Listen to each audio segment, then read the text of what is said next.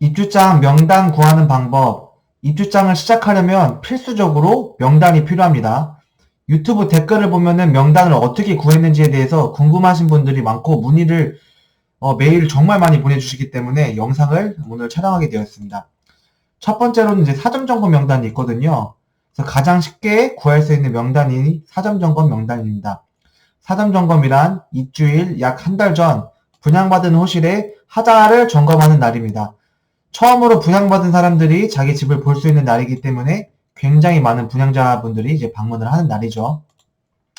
사전 점검일 날 입주하는 단지에 가보면은 입구에 이제 명함을 나눠주시고 이제 분양자의 인적 사항인 동호수를 받아 적는 아주머니들이 굉장히 많이 분포해 있을 겁니다.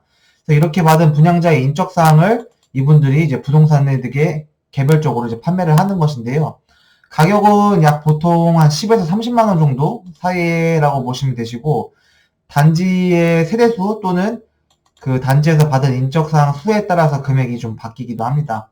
좀 적은 단지이거나 아니면 인적사항이 좀 조금밖에 못 받은 단지 경우는 뭐 10만 원, 반대로 단지 수가 많고 인적사항이 많이 받은 단지 같은 경우는 30만 원 정도 받기도 하고요. 이 명단의 양 같은 경우는 세대 수의 약 30에서 50% 정도 된다고 보시면 되고, 특히 요새는 코로나 때문에 분양자분들이 잘 안 옵니다. 그래서 이게 점점 줄어드는 단지들이 굉장히 많아요. 그래서 사전 점검 명단으로는 굉장히 많이 부족해요. 요새는 요 입주장 할 때 요 명단 하나로는 부족한 경우가 굉장히 많습니다. 사전 점검 명단은 가장 쉽게 구할 수 있는 명단이지만 가장 적은 비용으로 구할 수 있다는 장점은 있지만 명단 수가 적기 때문에 단점이 명확하죠. 그리고 두 번째는 조합원 명단인데요. 조합원 명단 같은 경우는 조합원 대표가 주변 부동산에게 판매를 하는 경우가 있습니다. 그래서 이제 뭐 부서지고 이주단지에 그 원래 있었던 부동산 같은 경우 초기 선전된 부동산은 조합원 대표가 그 부동산을 돌면서 이제 뭐 조합원 매물이 있는 조합원 명단이 있는데 구매할 뭐 의향이 있냐 이런 식으로 돌면서 판매를 하는 경우도 있지만 뒤늦게 입주장 때 이제 완공이 다 상태에서 들어가는 부동산 같은 경우는 이러한 방법으로 구매하기 어렵잖아요. 그래서 주변 부동산을 돌면서 내가 이제 이번에 입주하는 부동산인데 혹시 조합원 명단이 있느냐 있으면은 뭐 판매를 할 계획이 있냐 해가지고 이제 매매를 하는 경우도 있습니다. 조합원 명단을 구매하는 경우도 있습니다. 그래서 금액은 조합원이 얼마만큼 있는지 그리고 해당 단지가 거래 금액이 어떻게 되는지에 따라서 얼마만큼 가치가 있는 명단인지 따라서 금액이 되게 많이 편차가 굉장히 큽니다. 그래서 이 매물이 얼마만큼 명단이 얼마만큼 다른 부동산에서 풀렸는지 소수 부동산만 가지고 있는 명단인지에 따라서 금액 차이가 굉장히 큰데요. 예를 들어 주변 부동산이 거의 다 가지고 있는 명단 같은 경우는 진짜 가치가 없거든요. 다 있는 명단인데 무슨 가치가 있겠어요. 이런 경우는 조금 친한 부동산 같은 경우는 이러한 명단은 그냥 무료로 줍니다. 또는 감사의 표시로서 한 5에서 10만 원 정도만 드리고 이제 서로 주고받는 경우가 있죠. 반대로 조합원 명단이 극소수 부동산에서만 이제 매물이 풀렸고 조합원 수도 많고 거래 금액이 큰 정말 가치가 있는 명단인 경우에는 뭐 1000에서 2000만 원 정도 굉장히 고가의 거래가 되기도 합니다. 그래서 아까 말씀드렸던 사전 점검 명단이랑 이 조합원 명단만 가지고 있어도 어느 정도 커버가 되겠죠. 요거 정도만 있어도 보통 이게 예입니다. 예. 한 6에서 한 70% 정도의 명단을 확보할 수 있기 때문에 뭐 거의 다 이 정도 퍼센티지만 가지고 입주장 작업하시는 분들이 많죠. 세 번째는 통명단인데 통명단은 뭘 뜻하냐면요.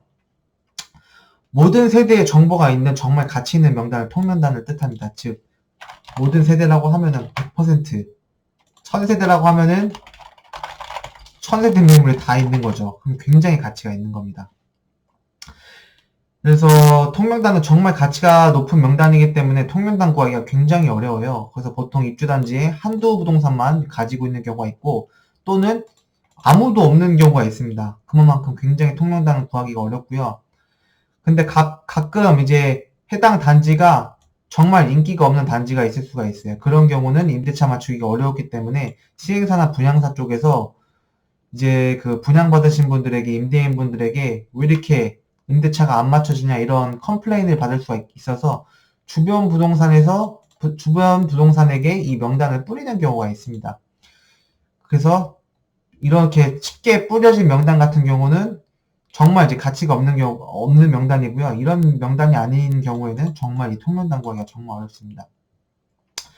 통명단은 구하는 방법은 보통 두 가지가 있는데, 두 가지 모두 시행사나 분양사 쪽, 즉 입주단지 쪽에 인맥이 있어야 됩니다.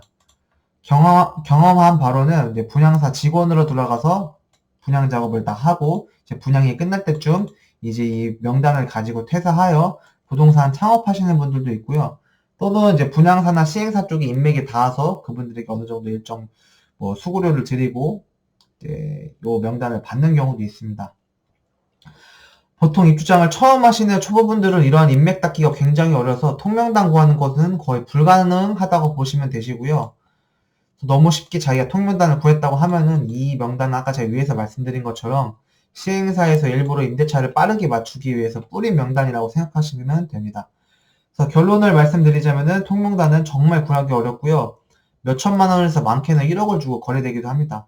비싸게 준 만큼 그 이상의 수익을 벌 수 있는 정말 가치 있는 자료고, 대부분 입주장 부동산들이 사전점검 또는 조합원 명단을 가지고 작업을 하고요. 통명단을 가지고 입주장을 도는 부동산이라고 하면은 보통 입주장 경력이 이번 처음이 아니라 굉장히 많고 베테랑 부동산일 확률이 높습니다. 그래서 입주장에서 가장 중요한 것은 명단이므로 명단은 곧 수입입니다.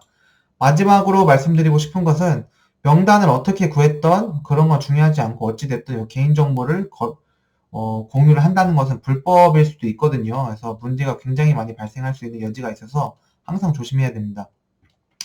그래서 이 명단을 가지고 작업을 하다 보면은 가끔 가다가 이제 본인의 개인정보를 어떻게 알았냐, 나는 정말 불쾌하다, 신고를 할 거다, 이런 식으로 해서 신고를 하는 경우가 있어가지고 굉장히 조심을 해야 됩니다.